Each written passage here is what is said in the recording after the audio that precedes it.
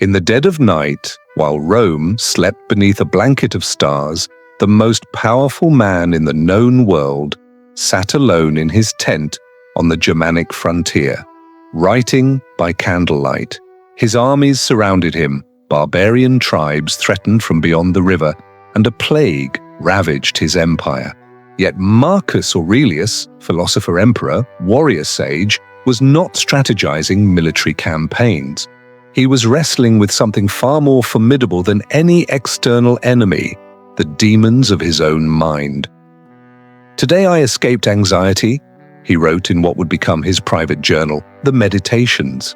Or no, I discarded it because it was within me, in my own perceptions, not outside. 2,000 years have passed since those words were penned, yet here we are in our modern fortresses of glass and steel, fighting the same invisible war.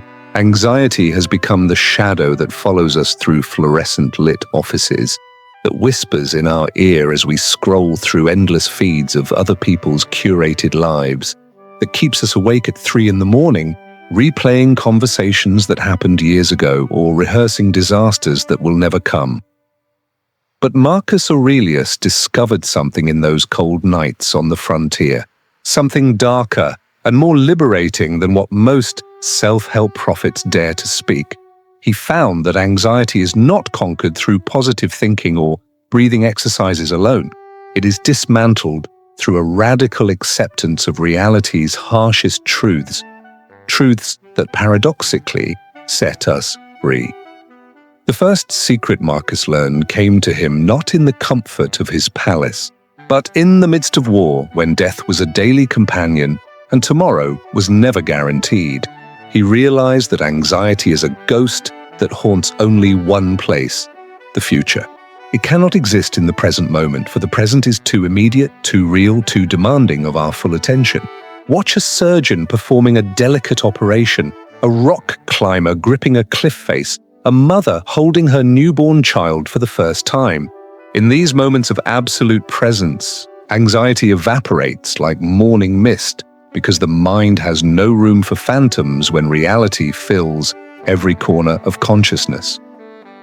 "Confine yourself to the present," Marcus wrote, his words cutting through centuries like a blade through silk. The present moment, he discovered, is the only time that truly belongs to us. The past is a cemetery of dead moments, unchangeable and gone.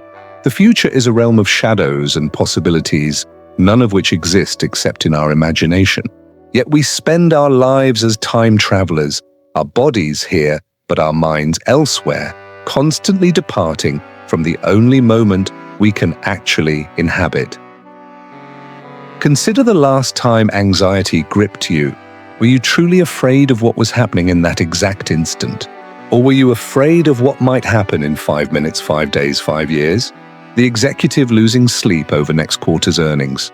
The student paralyzed by thoughts of future failure. The parent terrified of all the ways the world might hurt their child. None of these fears exist in the present moment. They are projections, cinema shows we play in the theater of our minds, forgetting that we are both the projectionist and the audience. Marcus discovered this while facing real, immediate dangers, assassination attempts, plagues, the burden of deciding life and death for millions.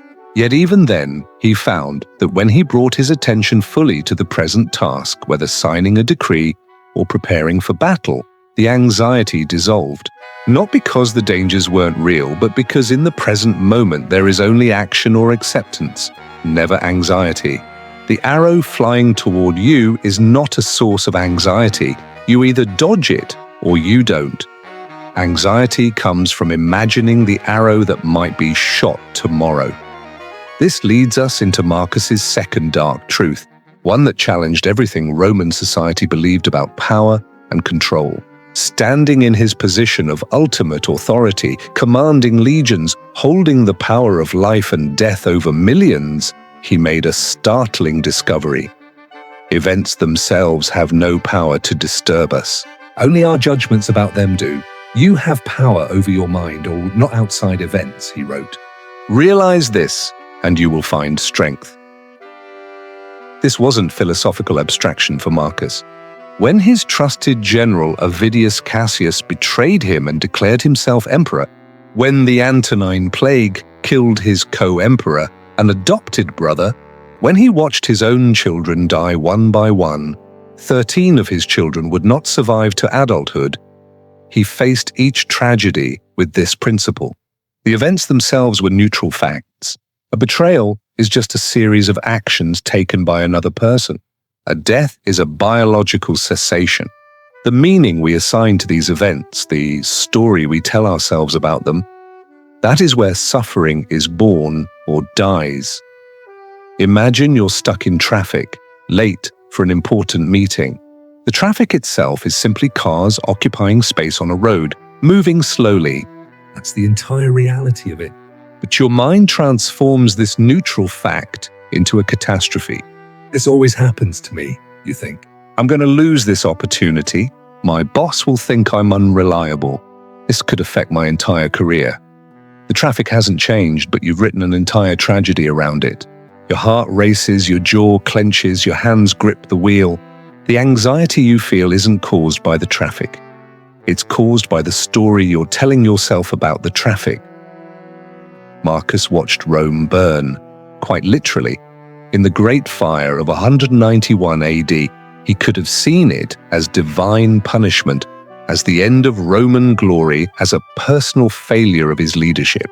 Instead, he saw it as wood and stone returning to their elements, as an opportunity to rebuild better, as a test of Roman character. Same event, different judgment, entirely different emotional reality. This is why two people can experience identical situations and have completely opposite responses. One person loses their job and sees catastrophe. Another sees liberation and opportunity. One person receives criticism and feels destroyed. Another sees valuable information for growth. The event remains constant. Only the interpretation changes. And here's the radical truth Marcus discovered. We may not control events, but we absolutely control our interpretations. Every external situation is filtered through the lens of our judgment before it becomes our experience. Modern neuroscience confirms what Marcus intuited. The amygdala, our brain's alarm system, doesn't respond to events directly. It responds to our cognitive appraisal of events. Change the appraisal, and you literally change your neurological response. This isn't positive thinking or denial. It's recognizing that between stimulus and response, between event and emotion, there exists a space where choice lives. And in that space lies our freedom from anxiety. But Marcus's third secret ventures into territory most of us desperately avoid: the meditation on death itself. In his tent, surrounded by the sounds of a military camp, knowing that tomorrow's battle might be his last, he wrote, "It is not death that a man should fear, but never beginning to live. The Romans called it Memento Mori, remember that you will die." For Marcus, this wasn't morbid obsession, but practical philosophy. He understood that most of our anxieties are actually forms of death denial. We worry about our reputation as if we'll live forever to enjoy it. We accumulate possessions as if we could take them beyond the grave. We fear failure as if we had infinite time to succeed. But when you truly accept your mortality, not intellectually but viscerally, something profound happens. The hierarchy of your fears reorganizes itself, and most of what terrified you reveals itself as absurdly trivial. Picture Marcus beginning each day with a meditation that would horrify our death-denying culture. He would imagine his own death in detail, not to torture himself, but to liberate himself. "Think of yourself as dead," he wrote. "You have lived your life. Now take what's left and live it properly." When you've already imagined the worst thing that could happen, your own non-existence, every other fear becomes manageable by comparison. The entrepreneur terrified of bankruptcy, the artist paralyzed by fear of criticism, the lover afraid of rejection.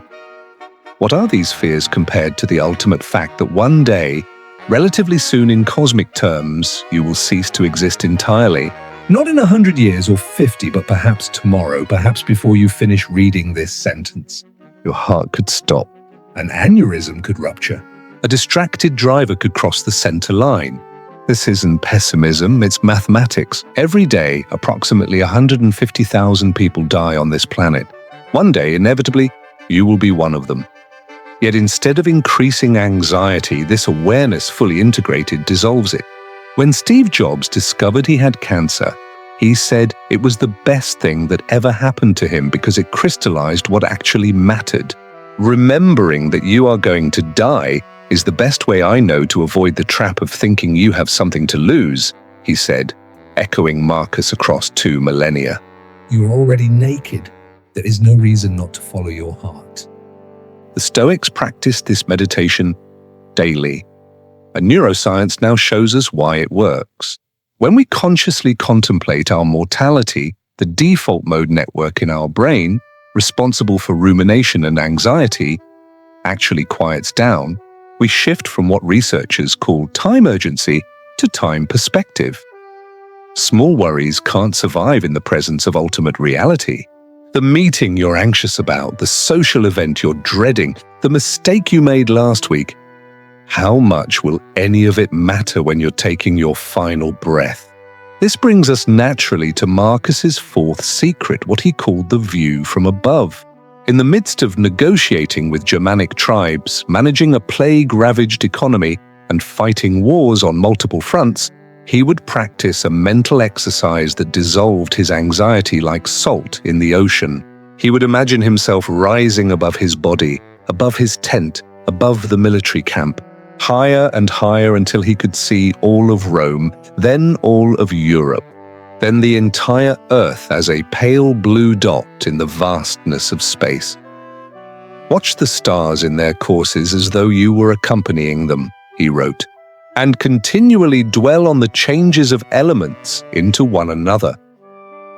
From this cosmic perspective, the things that consumed his daily attention, political intrigue, military strategy, economic policy, shrank to their proper proportions. Not unimportant, but clearly temporary perturbations in an infinite cosmos that existed for billions of years before Rome and would exist for billions of years after. Try this yourself.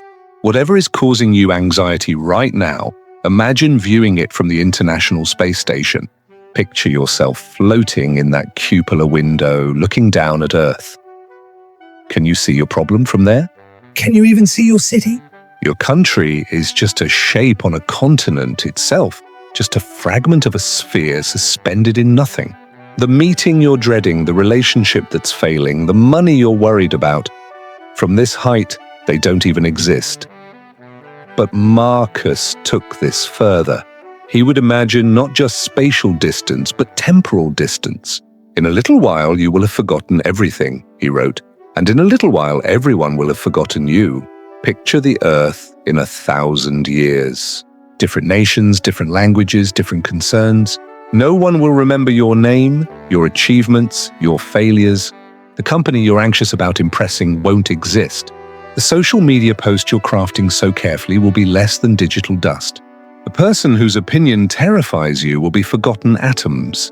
This isn't nihilism, it's proportion. When astronauts return from space, they often report a cognitive shift called the overview effect. Suddenly, national borders seem arbitrary, human conflicts appear petty, and the fragility and unity of life on Earth becomes undeniable. They struggle to take seriously the anxieties that once dominated their lives. How can you worry about your lawn when you've seen Earth without borders? How can you stress about a deadline when you've witnessed the sunrise from orbit, knowing that the sun has risen billions of times before humans existed and will rise billions of times after we're gone?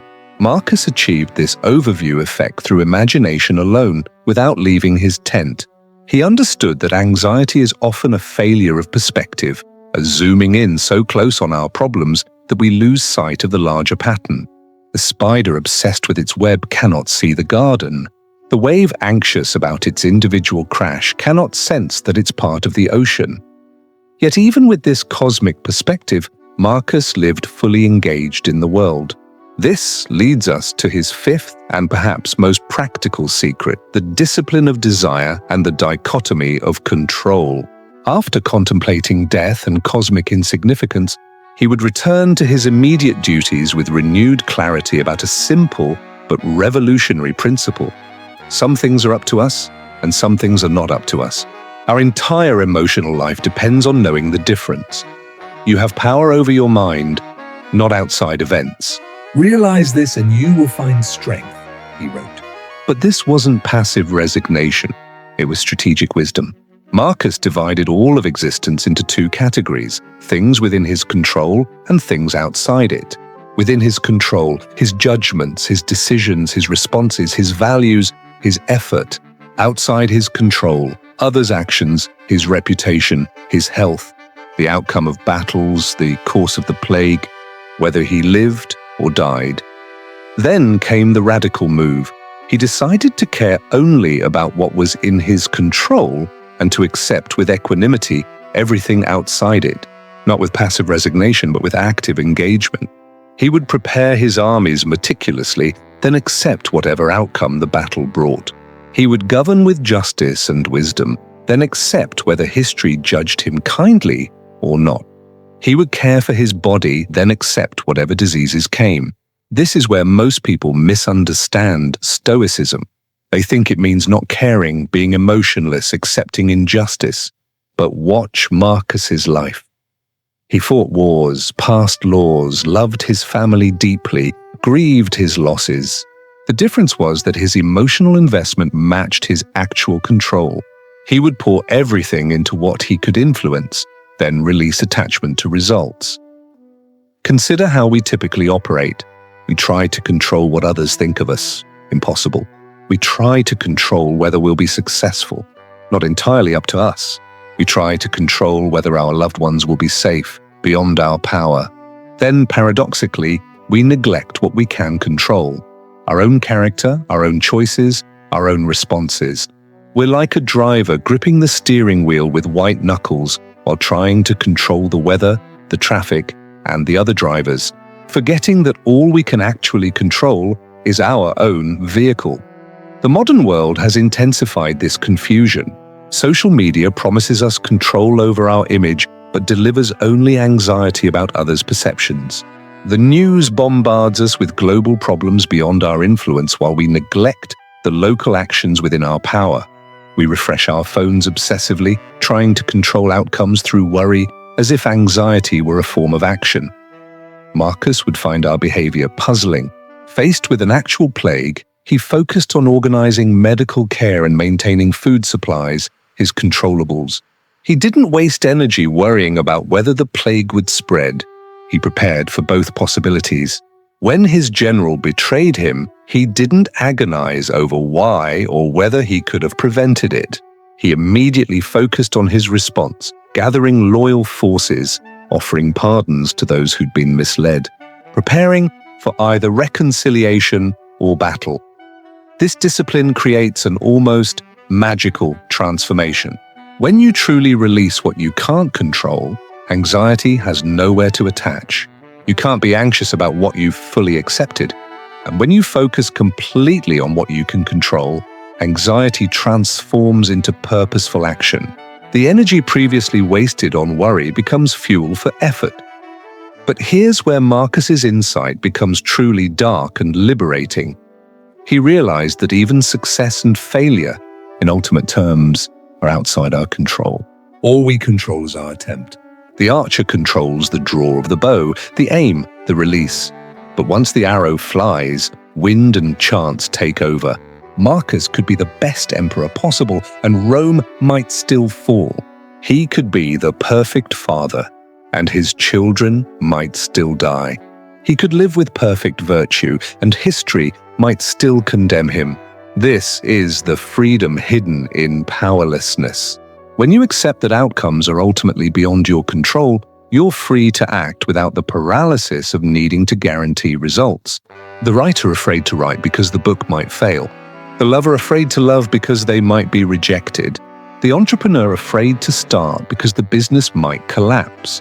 They're all imprisoned by the illusion that they should be able to control outcomes. Marcus would tell them, control your effort, release the results, and watch anxiety transform into engagement.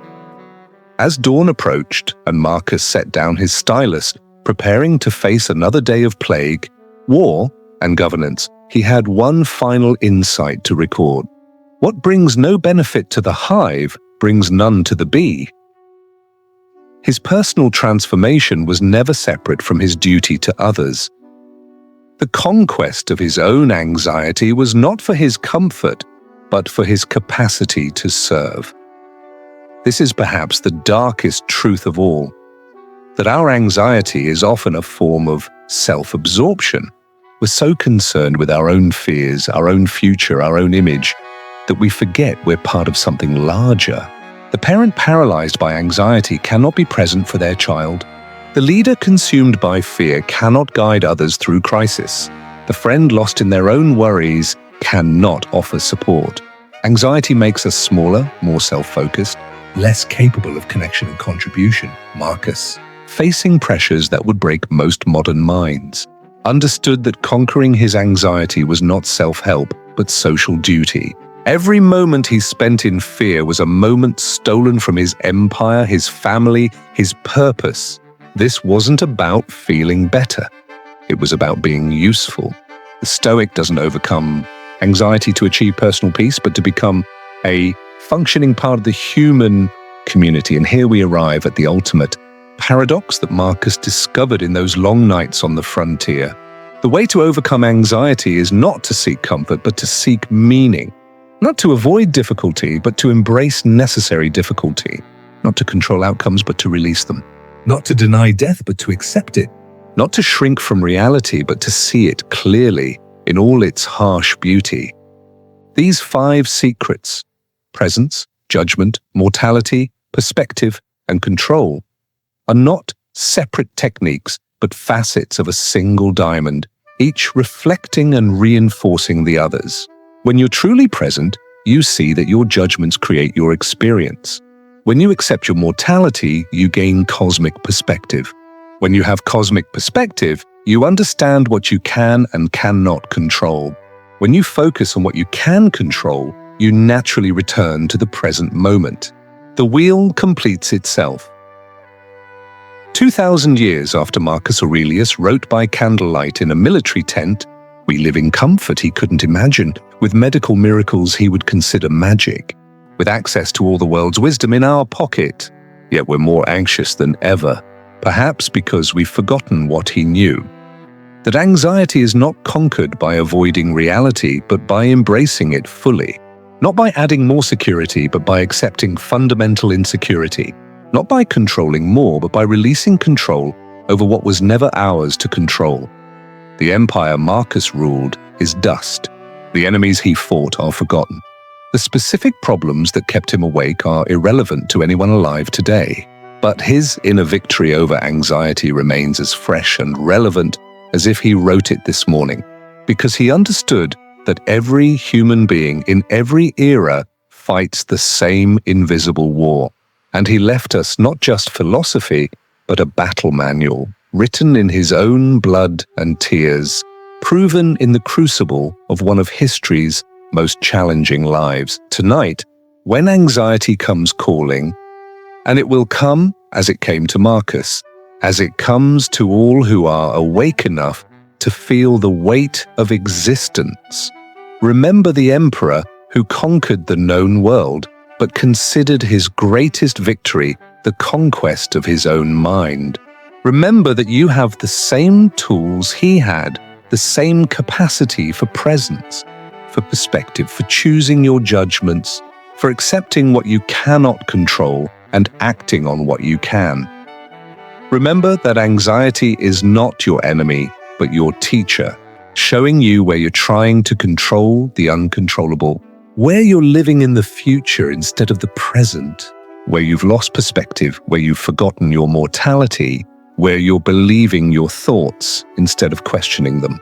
Each moment of anxiety is an invitation to practice these ancient secrets, to transform fear into philosophy, worry into wisdom. The candle that lit Marcus's tent has long since burned out, but the fire of his insight remains. You carry that same fire within you, on not the anxiety that burns and consumes, but the clarity that illuminates and warms. The question is not whether you will face anxiety, you will. The question is whether you will face it as Marcus did, not as a victim, but as a philosopher, not as a prisoner, but as a student, not seeking to escape reality, but to embrace it so fully that anxiety has no shadows left in which to hide. The next time you feel that familiar tightness in your chest, that racing of thoughts, that sense of impending doom about futures that exist only in your imagination, pause. Remember Marcus in his tent, surrounded by death and duty, finding peace not through escape, but through encounter. Remember that this moment of anxiety is your opportunity to practice what he practiced, to discover what he discovered, that on the other side of our deepest fears lies not more fear, but freedom. Not because the world becomes safe, but because we become unshakable. This is the ultimate Stoic secret. Anxiety is not something to be crushed, but something to be transformed. It's the raw material from which wisdom is forged. Every worry is an opportunity to practice presence. Every fear is an invitation to examine our judgments. Every moment of panic is a chance to remember our mortality, gain perspective, and return to what we can actually control. Marcus Aurelius is dead. Rome has fallen. The Germanic tribes he fought have vanished into history. But you are here now, alive, facing your own frontiers, fighting your own invisible wars. You have everything you need, not to eliminate anxiety, but to transform it into strength, wisdom, and service. The question is not whether you will be anxious. The question is what you will do with that anxiety. Will you let it control you, or will you use it as Marcus did, as a doorway to deeper understanding, as a teacher of what matters, as a catalyst for transformation? The choice, as Marcus would remind you, is one of the few things that truly belongs to you. Choose wisely. Choose courageously. Choose now, in this present moment, the only moment that exists, the only moment where anxiety dies and life begins.